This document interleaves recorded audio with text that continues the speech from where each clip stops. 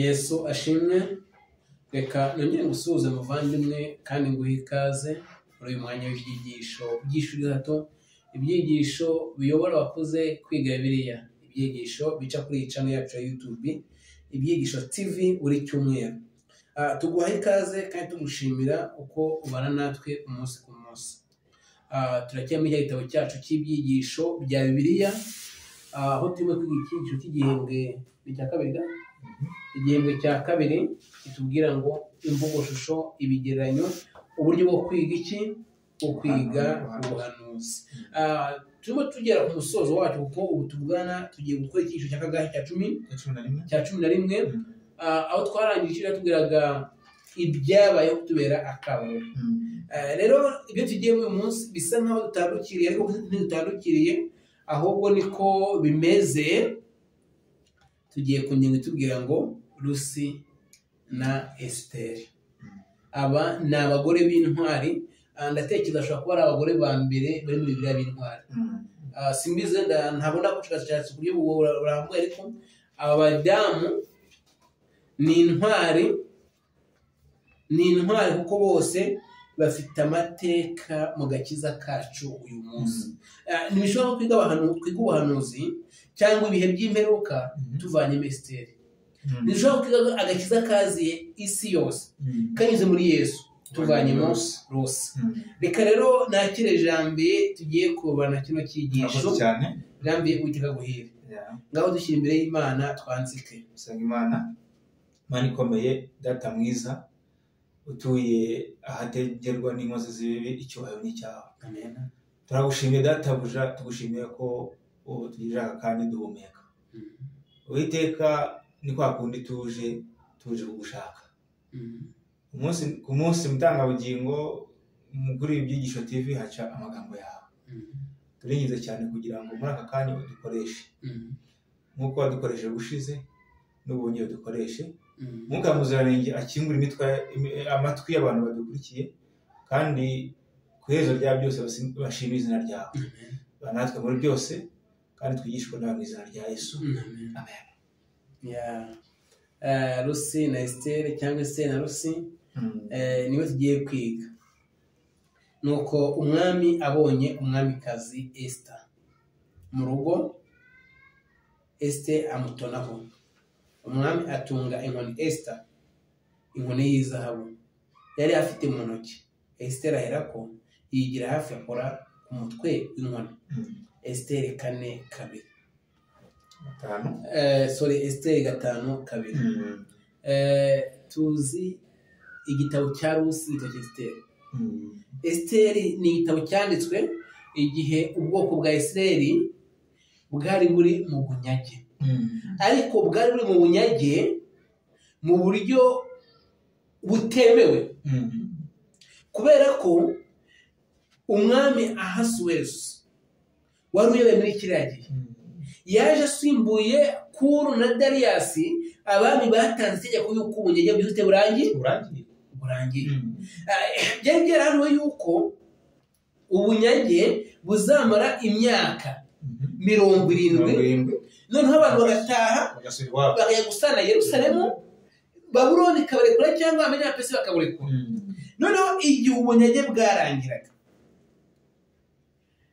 na Zerubabeli, Nehemiya, Ezra n'abandi bantu nka Yoshuwa bayoboye ubwoko bwa Isirayeli ndetse n'abasafi bakoze urugendo barataha basubira iwabo. Ariko hari abandi bana bari baravukiye mu bunyage, harimo ba Moridekayi, harimo ba Esita.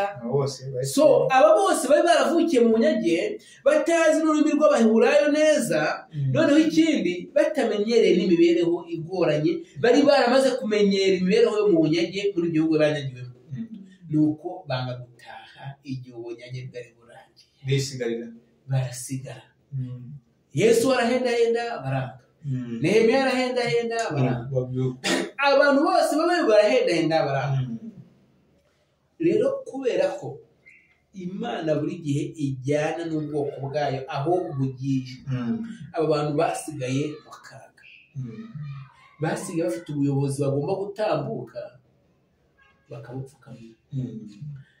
ntugire ngo byari byoroshye abantu nubwo ntibari banazi ko kibaho kuko urabona abayuda bari baratashye abantu bari bazi ko batashye bagiye iwabo nta muntu wari ukibagira urabona ibihugu bitunga impunzi zihari hari uburyo bazipangira zibaho zigomba koroganizwa iyo zirukanwa zikava aho hantu nta mpamvu impunzi ikibazo cyabo cyongera kuvugwa kandi zaragiye nuko abari barasigaye kiriya gihe bari barabaye nk'abenegihugu ariko ikintu gikomeye imico yabo yari itaraba n'iy'abenegihugu hari uwo bitaga Morodekayi hari uwo bitaga Esiteri noneho haje kuvuga ikibazo turabizi ikibazo cyabyukije Esita akajya kwitaba umwami igihe kitageze ikibazo cyatumye bafata iminsi 3 bagasenga bakiyiriza ubusa batakambira Imana noneho nyuma y'amasengesho y'iminsi 3 aho itangazo ryari ryatanzwe yuko bagomba gupfa bose bagashira abayuda bose Esite agenda agiye gusaba umwami avuga amagambo akomeye ngo niba ngombwa ko mpfa mpfe arangije icyo Jabe yari mu nyiga nakibutse icyo gikomeje kubabwira abiza agatabo intumwa y'Imana iki niyo cyigisho Ellen White yize gituma yizera Yesu ngo igihe yajyaga mu materaniro yari yateye nka pastor bitabaskomani ngo yasanze umubwiriza afite ikigo kivuga ngo ndagenda niyereka umwami ngo niba ngombwa ko mpfa impfe ese yagiye yereka umwami byari icyaha gikomeye kwireka umwami atari mu gihe cyawe mashimwe ntabwo yapfuye ahubwo ngo tuzamenye ngo Esiteri aherako yigira hafi akora ku mutwe w'inkoni ibintu bitigeze bibaho agira ndiyereka umwami niba ngombwa kupfa niyo twekije nawe tiyize Abukristo muri iki cyumweru tuzakomeza kurebera hamwe inkuru zicurera ibisabaho mu minsi y'imperuka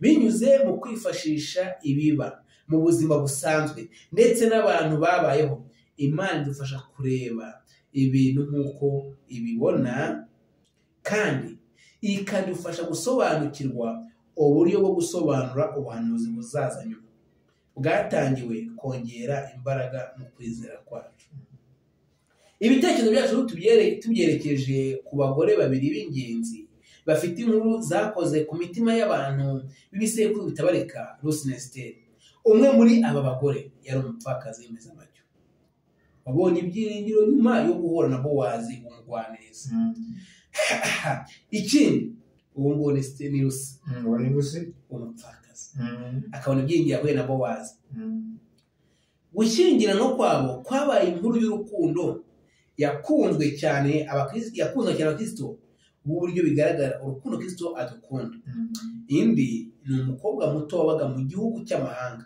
waje kumenya umugambi we wari warateguwe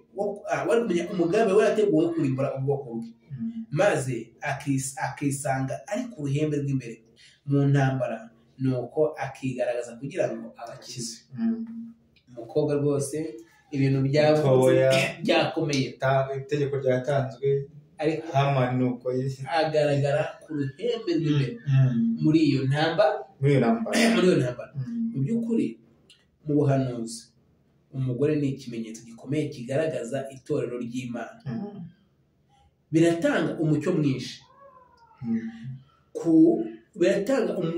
ku bijyanye n'uburyo Imana ibona ubwoko bwayo nimureke turebe hamwe inkuru zo muri Bibiliya zivuga iby'abagore babiri bafite ibyababayeho mu buzima byanditswe mu ijambo ry'Imana ngo bitazimira maze dukura amasomo ashoboka mu byababayeho menizi hano tugiye kureba inkuru za Rusi na Esiteri tugira amasomo tubigiraho nitubyumva gusa nk'inkuru tugiye gusoma gusa zitubabaze kandi zitere igikongo mu mutima ahubwo tuzigire iki tuzikure n'iki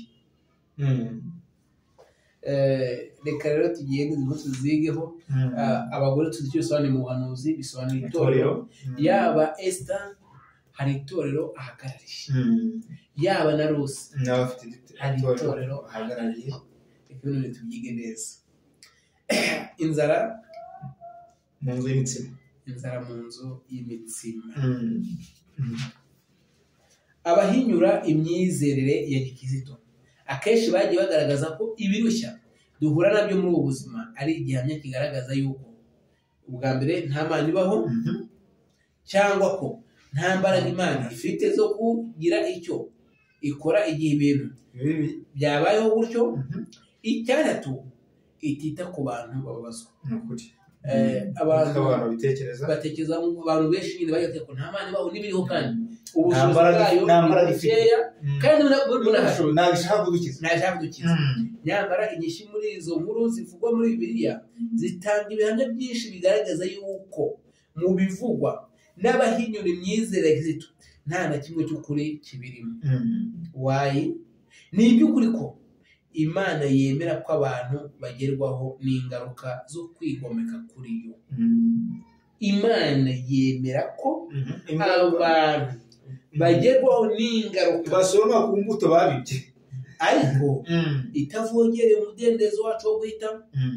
Buri gihe iba ihari, buri gihe ikorera mu mateka ya muntu, buri gihe itwerekeza ku gukemura bidasubirwaho ikibazo cy'icyaha n'umubabaro.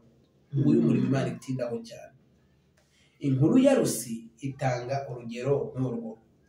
Rusi 1 turasoma ugeze ku murongo wa 5. Hari tuvuga ngo Elimeleki na Nawomi basohokera i Mowabu. Murongo mbere atubwira ngo mu minsi y'abacamanza inzara yateye mu gihugu, nuko umugabo w'i Betelehemu w'i Buyuda asuhukira mu gihugu cy'i Mowabu, we n'umugore we n'abahungu be bombi. Umugabo yitwaga Elimeleki, umugore we yitwaga Nawomi, n'abahungu be bombi, umwe yitwa Mahaloni, undi yitwaga Kiriyoni. Bari abanyefurata b'i Betelehemu b'i Buyuda. Bagera ku gihugu cy'i Mowabu baturayo.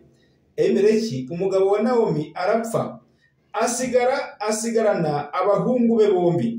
Barongora abamowabukazi, umwe yitwa Orupa, undi yitwaga Rusi. Bamarayo imyaka 10, maze Mahaloni na Kiriyoni bombi barapfa. Uwo mugore yapfushije umugabo we n'abana be bombi. Igitekerezo kibabaje. Abantu b'i Betelehemu basuhukiye mu kindi gihugu cy'Abamowabu. Reka hano tubaganireho mbere ya byose.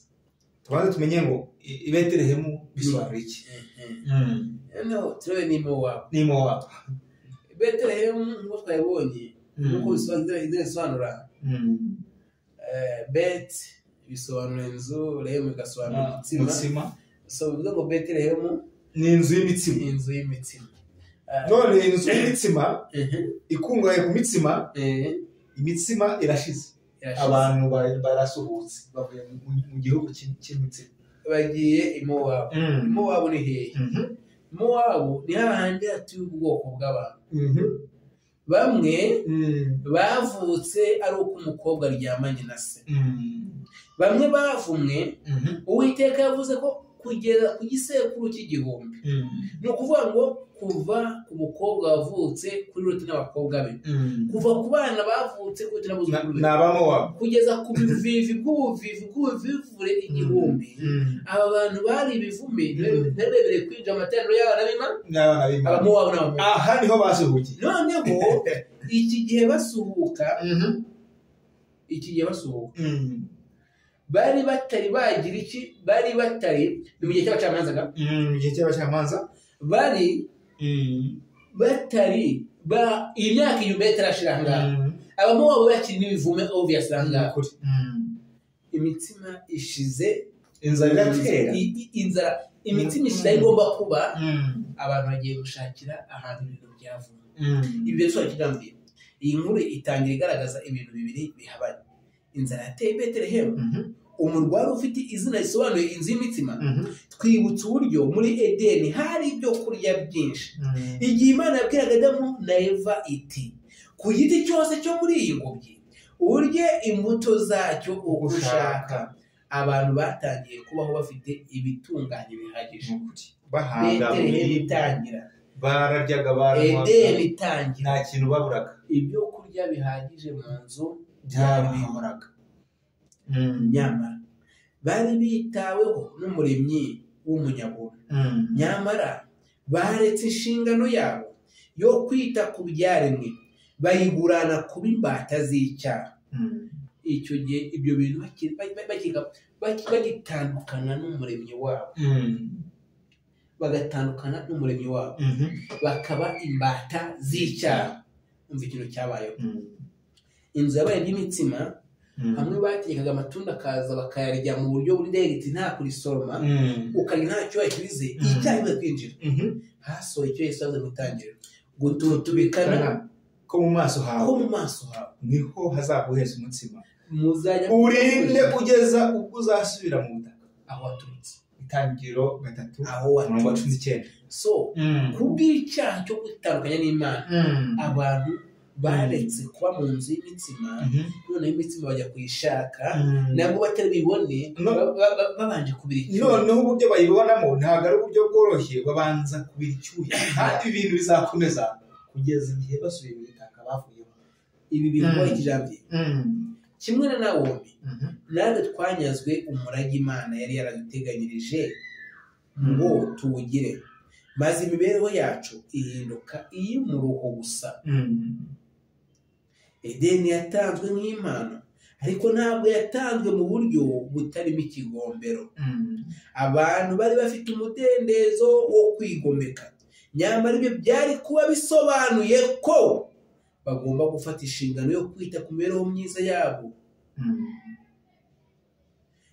Kataga ka mbere twagombaga gutegeka isi yose itaracumuye, yari mu migisha y'Imana, ariko ubu dufite inshingano yo gutegeka isi yamaze gucumura. Abantu bafite inarijye, bamaranira kugera ku butunzi, bwabaye ingume, bigatuma barwara indwara y'umutima kandi bakagira imibabaro. Nta mvugo yasobanura akaga. Isi iracyatanga umwero mwinshi. Ubu bukaba ari ubuhamya bufite imbaraga y'urukundo rw'Imana. Nyamara hagati y'umururumba wa muntu no kwiyogeza ibintu by'icyaha, habaho ubwo isi isa n'idutegeka kurusha uko twebwe tuyitegeka. Mu kwiyogeza kwa muntu, mu mururumba w'icyaha, ubu ibintu byarahindutse, aho yabuke bo dutegeka isi isigaye dutegeka. Tugendera ku isi irihuta. Amahirwe, ingorane zose Nawomi yagize, ingorane zose Rusi yagize, umunsi warageze birarangira. Bowazi abishyiraho akadomo. Natwe umunsi umwe, nubwo twishyize mu bubata bw'icyaha, tukava mu nzu y'imitsima aho twari dufashwe neza, yego, twagera n'aho twahungiye tugahura n'ibibazo bikomeye, tugahura n'ibyago, tukabura abo twakundaga, tukabura byose, ibyo twari dufite tukabigurisha, tugasigara twenyine. Ariko duhumure, umunsi umwe byose Bowazi azaba umucunguzi wacu, acungura ibyacu, ibyanyazwe, kandi dushyingiranywe nawe. Umubabaro ushire, umubabaro wa Nawomi ushire, n'uwa Rusi ushire, ubuzima butangire. Bana b'Imana, bityo reka turebe Rusi na Bowazi. Ubundi abantu ni bantu ki? Rusi na Bowazi.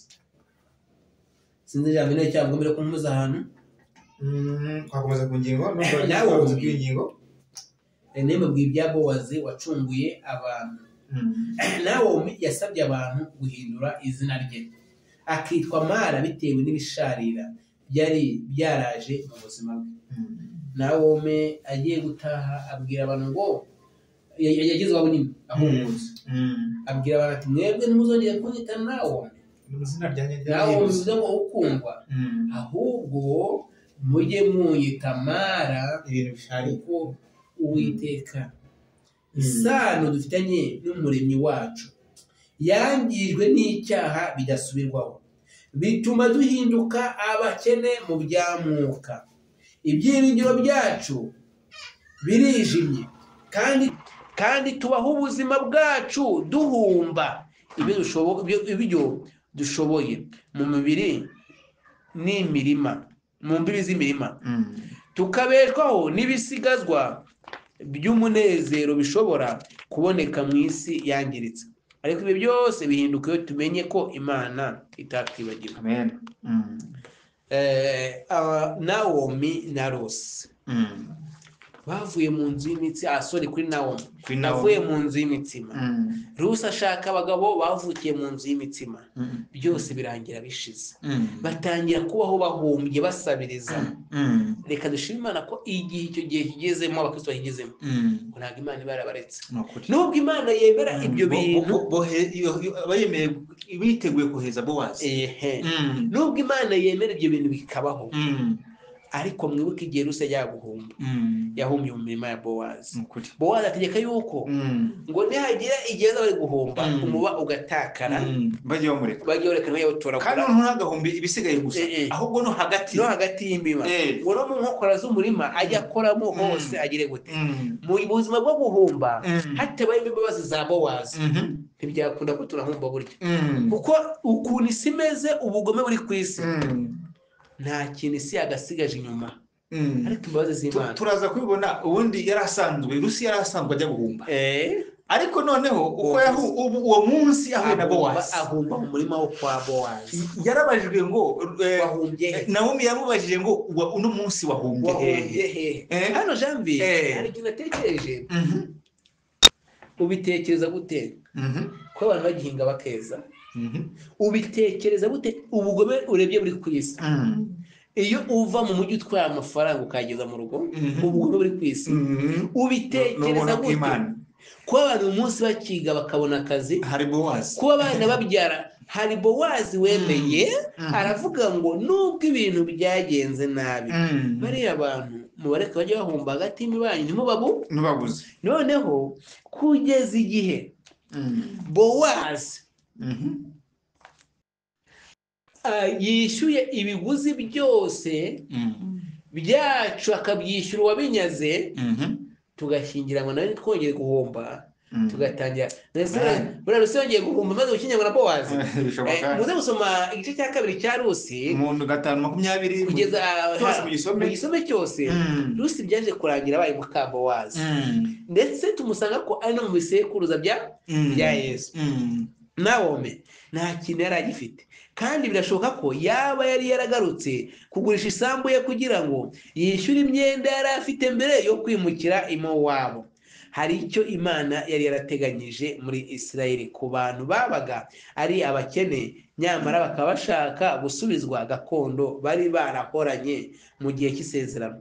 Mwene wabo bugufi yashoboraga kubacungurira isambu. Ntabwo Bowazi yari umuhinzi w'umugwaneza gusa, ahubwo yari na mwene wabo wa bugufi. Iyo wabaga uri umukene kandi ukaba ushaka kongera kugira umwanya muri gakondo ya Isirayeli, mwene wanyu wa bugufi yashoboraga kubigukorera. Mwene wanyu nakena hakagurishwa gakondo ye, umucunguzi urushijeho kuba uwa bugufi aze acungura icya mwene wabo agurishije. Kumenya ko Bowazi atari afite umutima w'ubugwaneza n'ubuntu gusa, ahubwo ko yari mwene wabo, byari ikintu cyiza cyane. Ubukene abo bagore bombi bari barimo ntibwagombaga kubaho iteka ryose. Amen. Abakristo bamaze igihe kirekire basobanukiwe neza ko Bowazi agereranywa na Yesu.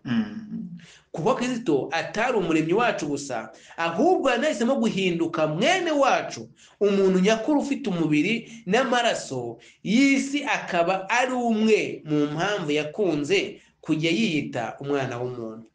Abantu benshi batekereza ko Imana ari nyabukana muri ubu buryo. Ahari izatwemerera ko tujya mu ijuru nihasuzumwa imyitwarire yacu tukabona ko tutujuje ibisabwa byose, ariko izabikora bitayivuye ku mutima, ahubwo bizaba bitewe n'uko tuzaba twaragerageje gukora ibyo dusabwa. Ishusho ya Kristo igaragaza muri Bowazi ivuguruza rwose iyo myizerere. Ntabwo Imana itwitaho gusa, ahubwo nubwo twahindutse abakene mu bya mwuka, adushaka nk'umugeni we. Ntabwo Imana ifite gahunda yo kugereranya. Urabona ukuntu sisitemu yari yubatswe. Bowazi ntabwo yaje ngo afate Rusi ati ubwo uri umukene iki n'iki ngwino. Yagombaga kugira ngo ujyane umugore wa mugenzi wawe, wagombaga gucungura n'abari amadeni mwe none afite ukamwishyurira, ibintu byose byiye ukabicungura, nta mugore ukamujyana. Noneho abantu hari ukuntu bino bivuga bakavuga ngo Kristo azaza, abona abantu bose baracumuye, abo isi itarimbuka. Twarabibonye icyumwe gishize kwa Nowa, isi yose yararimbutse arokoka 8. Sodomu na Gomora isi yose yararimbutse arokoka abantu 3 gusa. N'uyu munsi ntabwo Imana izigiye tolerate icyaha ngo yemere ko cinjira mu ngoma yayo, kuko Yesu yiteguye ko ibintu byose akishyura imyenda turimo, keka tubaye abinanirwa. Sinzi ingingo byari hari ikintu nshaka kuvugaho. Mwereye kuri Naomi, ngo ni babo tujyana nka Bowazi n'umucunguzi yango zize kuvugirwa hamwe ebyiri. Sinzi tujyanire hamwe kugira ngo tuze kuganira ko bavuze Bowazi na Rusi, noneho tutere na Bowazi n'umucunguzi yango tuze kuganira no cyari mu bose. Bowazi yakunze Rusi cyane, maze yifuza kumugira umugore we. Bowazi yakunze Rusi umugore w'umuhomyi. Bowazi yakunze Rusi cyane, maze yifuza kumugira umugore we, ariko hari imbogamizi ikomeye. Hari mwene wabo wari urushijeho kuba uwa bugufi, wari ufite uburenganzira kuri uwo mugore ndetse no kuri iyo sambu. Nidufata Bowazi nk'umuntu wacureraga Kristo, uko ibintu bimeze gushobora ikintu gikomeye kigaragara mu ntambara ikomeye, Kristo aradukunda. Ariko hari undi mwene wacu wa bugufi uvuga ko dufiteho ubutware bwa Satani. Akaga Kristo ntabwo byaje gushoboka yuko uruka ko agera ku isi. Ese Satani bize abifite mu maboko ye. Ibyo turabibona cyane. Yamugerageza, haba muri Matayo yamugerageza, haba muri Yuda bwa umurambo wa Yesu. Si nkumbarirano isi umuntu akimara gucumura Satani yabaye mwene wacu wa bugufi igihe twiyungaga nawe twakora icyaha, tukabana nawe, tugasangira nawe, tugata ishusho y'Imana, tukakira ishusho ya Satani muri twebwe. Igihe Satani yari yitabiriye inama mu ijoro, yabwiye Imana yuko avuye gutambagira isi no kwizereramo, kandi igihe Imana yamubazaga niba yitegereje umukiranutsi Yobu, Satani yavuze ko Yobu ari umwe mu bantu be. Mbese ko kuvuga ko umutima wa Yobu utari uw'Imana mu by'ukuri, ni nkaho yavuze ati Yobu agukurikira kubera yuko wagiye umugirira neza. Reka kumugira neza maze urebe uwo yubaha by'ukuri. Mu rwandiko rwa Yuda tuhabona incamake y'inkuru nanone Satani n'Imana barwanira umurambo wa Mose. Ku nshuro ya mbere Kristo yari agiye gutanga ubugingo ku wapfuye. Ubwo nyir'ubugingo n'abera begeraga igituro, Satani yagize impungenge z'ubutware bwe. Satani yahagararanye n'abadayimoni kugira ngo barwanire ubwami yitaga ubwe. Yitaga ko umugaragu w'Imana yamaze kuba imbohe ye. Yavuze ko na Mose atashobora gukurikiza amategeko y'Imana, ko yari yarihaye icyubahiro kigenewe Yehova, ndetse ko kubwo gucumura yatwarwa na Satani. Uwo mugambanyi mukuru yasubiye mu birego bya mbere yari yarashinje ubutegetsi bw'Imana, kandi asubira mu kwinubira Imana avuga ko yamurenganyije. Muri Rusi 4 hagaragaza yuko Bowazi yagiye ku marembo y'umudugudu. Yesu bamubambiye, niho urubanza rwaciriwe. Bamubambiye mu marembo y'umudugudu wa Yerusalemu.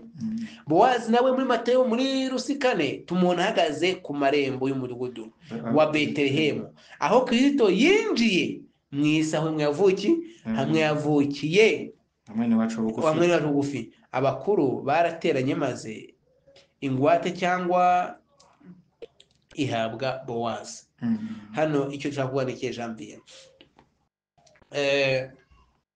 Bowazi ahagarariye Kristo, umuntu wemeye kuvana Rusi na nyirabukwe mu kaga, akabavana mu maboko ya Satani, akishyura imyenda yose barimo bari baragiyemo yose yagize akabatwara. Kandi Bowazi yari umutunzi. Iki kintu ndashaka kukivugaho mere n'ubundi nk'uko nagiye bivuze mwende kuri urugendo rwabo rwa Rusi ndetse n'umukazana we. Bivuga byo tujye kuri Esiteri ko tumaze akanya kuri Rusi na Bowazi, no uvuge byose tujye kuri Esiteri. Uyu muntu aba bantu barahunze, bamaze guhunga babura byose.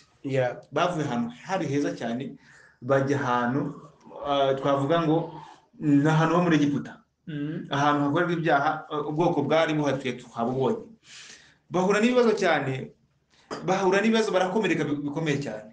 Noneho ubwo inzara yateraga baragerageje byose uko bashoboye kose, bagurisha utwabo kugira ngo barebe ko birwanaho, ariko byose bijya ubusa. Bahunze nta kintu na kimwe basigaranye ko gite, nta n'urwara bafite rwo kwishima.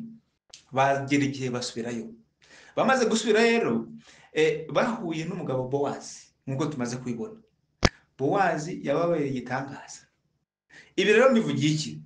Nuko umuntu akimara gucumura akivana mu itongo rya Edeni, yahuye n'ibibazo bikomeye hanze ya Edeni. Ibi rero byamujyanye mu kaga gakomeye cyane, ariko haza kuboneka umuntu, umucunguzi. Haza kuboneka Bowazi, haza kuboneka umuntu wivuze ko umwana w'umuntu. Yagiye abivuga kera muri Matayo turabibona, umwana w'umuntu naza yagiye yivuga ko ari umwana w'umuntu. Bivuze ngo yafashe ishusho y'umuntu kugira ngo abashe kuducungura, abashe kutuvana mu ngo bubata bwa Satani, abashe kongera kudusubiza umurage twahawe. Bityo rero uyu Bowazi cyangwa Yesu Kristo nahaje kugira ngo tumwizere, kandi yiteguye noneho kutugira abageni be. Yiteguye kugira ngo twebwe ubwacu twe guhora duhumbahumba tuzezura ku isi, ahubwo tuze mu rugo tube umugore we. Reka abana b'Imana bino bintu tubisengere cyane, kuko no kumenya aho duhumba burya nta muhumba buri basi ni muhumbe mu mirima ya Bowazi, nta muhumba. Ibintu byaranze basi niba muhumba reka muze muhumbire hano, duhumbe kwa Bowazi. umurima nguyu muhumbire hano. Twavuze byinshi kuri Rusi, nange muraza kubivugaho byinshi mu nyunganizi. Munyemere tujye no kuri Esiteri. Hamani na Satani. Hamani na Satani. Mu nkuru ya Esther tuhasanga Hamani wari ufite inyota y'umwanya w'icyubahiro ndetse n'imbaraga. Hamani tite bango Hamani na Satani. Hamani afite inyota y'umwanya w'icyubahiro ndetse n'imbaraga. Yahawe umwanya w'icyubahiro gikomeye mu bwami, arutishwa abandi batware bose. Ezekiyeli 28 cyangwa Yesaya 14 ngo wari umutware ugendera hagati y'abakerubi, wari umutware utwikira. Hamani nawe ngo yarakomeye cyane mu bwami bwa kiriya gihe. Ibyerekeranye na Rusuferi dushobora kubona isano afitanye na Hamani. Umwanzi mubi urwanya ubwoko bw'Imana bwatoranyijwe, wanze guca bugufi imbere y'Imana. Imigambi ya Satani igaragazwa mu nkuru yo kugerageza gushuka Kristo, aho yajyanye Yesu mu mpinga y'umusozi muremure cyane kugira ngo amwereke ubwami bwo ku isi. Nk'uko twabibonye, Kristo yaje gucungura abari mu isi no gutangaza ko ari iye, kandi yabikoze nk'umwe muri twe. Yesu ni umucunguzi mwene wacu wa bugufi, kandi ikiguzi yatanze kugira ngo acungure abari mu isi cyari gihanitse cyane. Mu gitabo cy'ibyahishuwe tuhabona Satani yifuza cyane ububasha ndetse akifuza ko abantu bamuramya, kandi ibyo nibyo bituma isi igera mu bihe bikomeye biheruka. Ibishuko bye biteye abatuye isi gutangarira inyamaswa no kuyikurikira. Uretse abanyabwenge bamwe banga kuramya, abo bantu ashaka kubigarurira akoresheje imbaraga. Hamani yifuzaga ko abantu bose bo mu bwami bwose bamupfukamira bakamuramya. Satani kugeza kuri Yesu umwana w'Imana ashaka ko bamwubaha, yashoboka kuzamura intebe bayishyire hejuru. Hamani yabonye ko Moridekayi umwe wo mu bwoko bw'Imana bwatoranyijwe atazamupfukamira cyangwa ngo yemere icyo cyerekezo ko ari uburenganzira bwe bwo kuramya yuzuye uburakari, maze agambirira kurimbura ubwoko bw'Abamorodekayi bwose akabukura ku isi.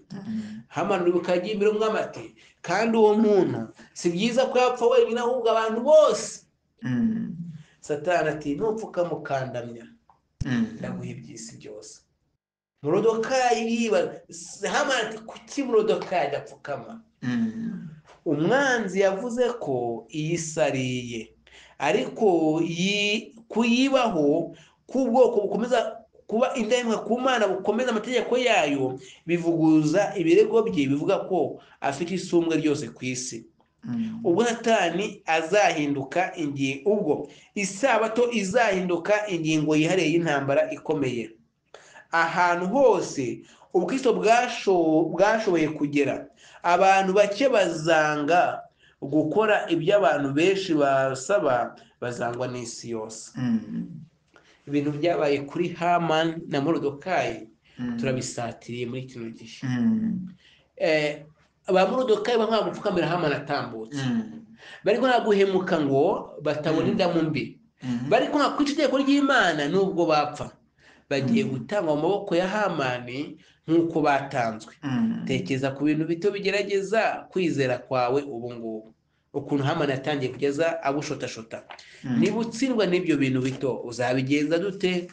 Niba turimo dusiganwa n'abagenza amafarashi n'abagenza amagare, mbese bizagenda gute? Abanyamuguni badusiga, abamufashe nibaza. Mu gihe gisa nk'iki, hari icyo Uwiteka akora. Ndimo ndagira ngo tuvuge kuri iyi ngingo ibya Hamani tujyane muri Esiteri, kuko ni igitekerezo kimwe tukivugire hamwe. Mu bakristo bamwe hari ingorane yo kuhengamira, kugushaka kwibanda ku bintu bikomeye byo mu buhanuzi bwa Bibiliya. Ibi nakiza gukunda, iyo uvuze inyamaswa, inyunganizi, ibibazo biba byinshi cyane. Tubona ko ibihe biruhije biri imbere yacu, kandi kwiga ubuhanuzi bishobora kuba bishingiye ku bwoba, bikibanda ku birushya aho kwibanda ku mwanzuro w'inkuru wasezerano. Mu gihe Imana idasigiriza ejo hazaza ngo hagaragare neza, nta Imana yasezeranye. Yavuze ngo mu bihe birushya kandi ngo bizagenda birushaho kuba bibi, ngo hagaragaze neza, kandi ikaba itubwiza ukuri ibizaba hagati y'iki gihe ndetse n'igihe kirangira cy'intambara ikomeye. Buri gihe ni ingenzi gusoma inkuru kugeza ku musozo wayo. Nubwo muri Bibiliya hari ibintu byinshi cyane bikomeye twagakwiye gutindaho cyane, ariko mureke inkuru tumve neza. Yes, byari bikomeye. Hamani akomerewe, ubwoko bwabo buratangwa, Morodekayi akomerewe, ubwoko bwe buratangwa. Kadusome inkuru kuko narangiye. Hari ishusho rusange mu buhanuzi aho Imana igaragaza ukuri kwerekeranye n'ingorane zatewe no kwigomeka kwa mwene muntu, kandi ikagaragaza n'ingaruka. Nyamara buri gihe dukomeza ibyiringiro. Bamwe bategereje ibyahanuwe byerekeranye n'akaga gaheruka, igihe cy'umubabaro n'umushyitsi. Nta gushidikanya ibihe biheruka ntibizaba byoroshye ku bwoko bw'Imana, ariko nk'uko ubuhanuzi bwerekeranye n'ibihe bikomeye ari ubwo kuri, niko n'isezerano ryo kubaturwa riri. Uko ubwo buhanuzi bugomba gusohora, niko n'imbaraga y'Imana iri. Ntarajya imbere Jean Pierre Kanyiki mvuga hano, ntabwo ibyago twebwe dutangira, ntabwo ibyago byabaye kuri abantu ba Esiteri, nubwo batawe hari abantu bapfuye mu Gambia, kuko bivuga ko mu bakwambere n'abantu baranditse ngo, abakwambere n'abahanuzi baranditse ngo umwami Hamani akimara kwandika inzandiko zigasinywa zijya mu bihugu byose ngo bice Abayuda aho bari bahumbe Abayuda bose. Abakurambere n'abahanuzi bavuze ko ngo itariki yari yagera batangiye kwica Abayuda, batangiye kubica. Hano tugiye ikintu tuva ku Bayuda, tutavuga kuri Hamani gusa, uko muzi Abayuda ubundi nyabayuda bose bari baratashye bari mu rugo. Uko mubizi Yesu araducunguye, kandi abari mu buntu bwe bwose baratuje pe. Yes, ibibazo bishobora kuba bikaba gutya no gutya, ariko abantu ni Yesu ntibazanyeganyezwa. Ariko igihe turi gukinira ahantu Yesu atari, igitabo cya Esiteri cyandikwa kuva gitangiye kirangiye nta jambo Imana ribonekamo, nta jambo Imana ribonekamo. Bari baranze Imana ku buryo nta mwanya na muto wabonetse mu gitabo cya Esiteri cyo kugira cyo kuvuga ijambo Imana. Ariko igihe ibibazo byazaga bakemera guca bugufi bagasenga bakiyiriza, Uwiteka arabatabaye. Nubwo iyi si yacu yageze ahantu habi, uburyo bwose bwo gucungura bukaba bwarakozwe, abana b'Imana benshi bakaba baratashye bageze i Kanani barimo basana bitegura kuza kwa Yesu, n'abasigaye mu miryango ya Isirayeli bakiri mu byaha, abo ingorane zisatiriye kurenza abandi. Ni ukuri Esiteri aracyari utaka, Moridekayi aracyari uhagarariye ukuri. Imana yahagurukije itorero ryayo ryasigaye kubw'igihe cyihariye mu mateka, ubwo imyaka 1260 y'igihe cy'umwijima yendaga kugera ku musozo. Imana yavanye umugeni wayo mu bwihisho kugira ngo ajyane ubutumwa bwayo buheruka bw'imbabazi abushyire abari mu isi. Ubutumwa bw'abakristo turi hano kubw'igihe gisa nk'iki ngiki. Turi hano uyu munsi bana b'Imana ngo turokore, dutabare, tubwirize, tuvuge, twigisha abantu iby'akaga kegereje k'isi, tuburire abantu ibyo kwa Yesu. Esiteri yaje kumenya ko atari we wenyine wagombaga kugerwaho n'akarengane kateguwe na Hamani ngo gahitane ubwoko bwe. Yagiriye umugisha ku mwami maze ubwoko bwe burarokoka. Amena. Natwe ntabwo turi twenyine mu gihe twinjira mu bihe biheruka by'amateka y'isi. Umwami Imana ari mu ruhande rwacu kandi ubwoko bw'Imana buzatabarwa. Amen. Amen. Bityo bana b'Imana dusabira abazibiye, tubwirize ubutumwa ku isi yose. Nubwo mu gihe cya Esiteri bari mu makosa, abantu baranze gutaha, baranze kwihana, baranze gusana urusengero ngo bitegure Mesiya, igihe basengeye Imana irabumva. Uyu munsi ijambo ravuga ngo niwumva ijwi ryayo ntiwinangire umutima. Uyu munsi ngo igihe cy'ubugoryi, igihe cy'umwijima, igihe cyo utamenye Imana yarakirengagije, ariko noneho ihamagara mu mahanga yose kwihana. Amen. Ibintu byagenze neza ku bwoko bw'Imana buvugwa muri iyi nkuru, nyamara ntabwo ariko buri gihe bigenda neza, sibyo se? Kuki buri gihe tugomba kureba kure kugira ngo dukomeze kugira ibyiringiro dufite muri Kristo. Ntikwibagirwe ko hari n'abapfuye, intumwa zarishwe zirapfa zirashira, kandi basenga ari n'abakristo. Icyangombwa turi mu biganza by'Imana. Hari ikintu mvugaho kuri izi ngingo tunasoza. Yego. Munyemere mbanze nsome Ibyahishwe 12. Yego. Duhere ku murongo wa 14. Umugore ahabwa amababa 2 y'ikizu kinini kugira ngo aguruke ahungire mu butayu ahantu he, aho agaburirwa igihe n'ibihe n'ibice by'igihe arindirwa icyo kiyoka. Icyo kiyoka gicira amazi ameze nk'uruzi nyuma y'uwo mugore kugira ngo amutembane. 16. Ariko isi iramutabara, yasamya akanwa kayo imiruruzi rwa cya kiyoka yaciriye. 17. Ikiyoka kirakarira wa mugore, kiragenda ngo kirwanye abo mu rubyaro rwe basigaye bitondera amategeko y'Imana kandi bafite guhamya kwa Yesu. Ibi bintu bivugiye iki? Hari ubwoko bwari bwarasigaye mu bunyage. Aba bantu Hamani yarabitegereje, maze kubitegereza abana tazabakura ku Mana yabo. Abayuda basigaye hariya, nubwo abantu bari barateye Imana umugongo, bo bari bakigendera ku mahame ya Kiyuda, bari bakigendera ku gusenga, bari bakigendera ku gukomeza isabato, bari bakigendera mu gukomeza amategeko yose y'Imana. Hanyuma Hamani arabitegereza nkuko Satani yabikoze mu Byahishwe 12. Arangije abantu bari barasigaye bitondera amategeko y'Imana, barimo bafite guhamya kwa Yesu. Satani arahiga, yandika inzandiko, yandikira umwami kugira ngo aba bantu bagite bakirwe. Reka dushime Imana yuko nubwo isi yuzuye ibibi byinshi, ariko hari ubwoko bwasigaye.